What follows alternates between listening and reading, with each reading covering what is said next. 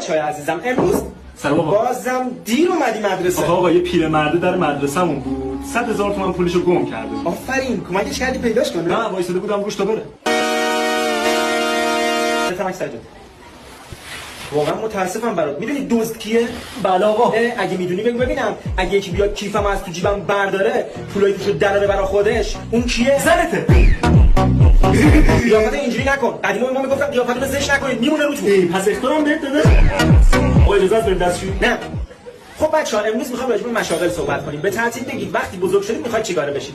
پرهام. آقا ما دوست داریم یه معلم عالی بشیم مثل شما. خیلی عالی عزیزم ولی بعد سخت براش تلاش کنیم. امیر. آقا ما بابامون 3 تا کارخونه داره.